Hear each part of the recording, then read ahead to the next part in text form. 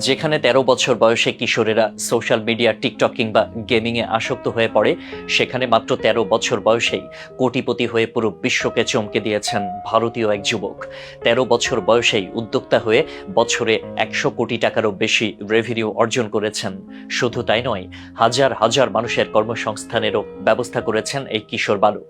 অবিশ্বাস্য এবং অনুপ্রেরণার সেই গল্প নিয়ে বিস্তারিত থাকছে আমাদের আজকের আয়োজনে। তিলক মেহতা, যাকে বলা হয় বর্তমান বিশ্বের সর্বকনিষ্ঠ উদ্যোক্তা। পুরো বিশ্বে আলোড়ন সৃষ্টি করা তিলক মেহতা একবার এক সমস্যার সম্মুখীন হয়ে সেই সমস্যার সমাধান করার উদ্দেশ্যে ব্যবসা শুরু করেন। সে ব্যবসায় তাকে বর্তমানে বানিয়েছে হাজারো কিশোর যুবকের অনুপ্রেরণা হিসেবে। তিলক মেহতার কোম্পানির নাম পেপারস অ্যান্ড পার্সেল। এটি একটি ডিজিটাল কুরিয়ার সার্ভিস। নিজের মেধা এবং বুদ্ধির কারণে উচ্চ মাধ্যমিক শেষ না করা তিলকই এখন কোম্পানিটির প্রতিষ্ঠাতা।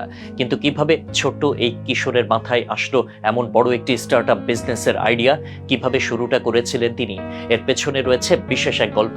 তিলক মেহতা একবার তার পাঠ্যপুস্তক নিয়ে মামা বাড়িতে বেড়াতে গিয়েছিলেন।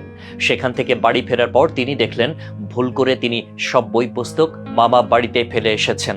কিন্তু মূল সমস্যা হচ্ছে সামনে তার পরীক্ষা, আর বই ছাড়া কোনোভাবে পরীক্ষার প্রস্তুতি নেওয়া সম্ভব নয়।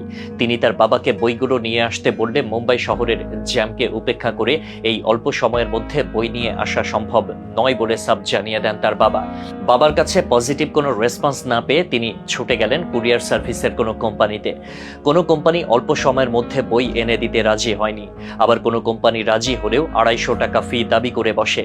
তখনই তিলকের মাথায় আসে ইমার্জেন্সি পার্সেল ডেলিভারি ব্যবসার আইডিয়া। এর পরের ৩ মাসের মধ্যে ২০১৮ সালে তিনি পেপারস অ্যান্ড পার্সেল নামে একটি স্টার্টআপ বিজনেস গড়ে তোলেন। মুম্বাইয়ের ডাব্বাওয়ালাদের কাজে লাগিয়ে তিনি একদম ছোট ছোট জিনিসও ইমার্জেন্সি ডেলিভারি ব্যবস্থা চালু করেন। ডাব্বাওয়ালারা মূলত একটি এলাকায় কোনো অ্যাপ বা ওয়েবসাইট ছাড়াই খাবার সরবরাহ করত। এ কারণে এলাকার সব অলিগলি, অফিস আদালত তাদের নখদর্পণে। তাই দ্রুত ডেলিভারির জন্য ডাব্বাওয়ালাদেরই কাজে লাগান তিলক মেহতা।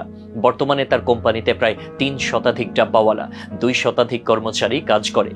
অ্যাপের মাধ্যমে সহজে অর্ডার নিয়ে পার্সেল সরবরাহ করে তারা। মুম্বাই শহরের অলিতে গলিতে প্রতিবারে ৩ কেজি পর্যন্ত জিনিস পৌঁছে দিতে পারে ডাব্বাওয়ালারা। সাইকেল দিয়ে চলাচল করে বিধায় তারা জ্যামকেও উপেক্ষা করে যেতে পারে। ডেলিভারি চার্জও মাত্র ৪৫ থেকে ১৮০ টাকার মধ্যে। ডাব্বাওয়ালারাও প্রতিদিন বাড়তি কিছু আয় করতে পারে। পেপার অ্যান্ড পার্সেল প্রতিদিন প্রায় ১২০০ পার্সেল বিতরণ করে।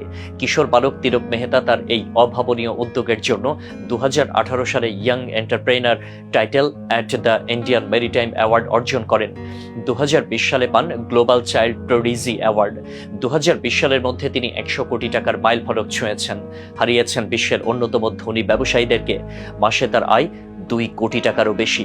যেখানে এই বয়সে কিশোররা অসামাজিক কর্মকাণ্ডে যুক্ত হয়ে পড়ে, সেখানে তিলক মেহতা এক অনুপ্রেরণার নাম। তাই হয়তো কবি বলেছেন, আমাদের দেশে হবে সেই ছেলে কবে, কথাই না বড় হয়ে কাজে বড় হবে।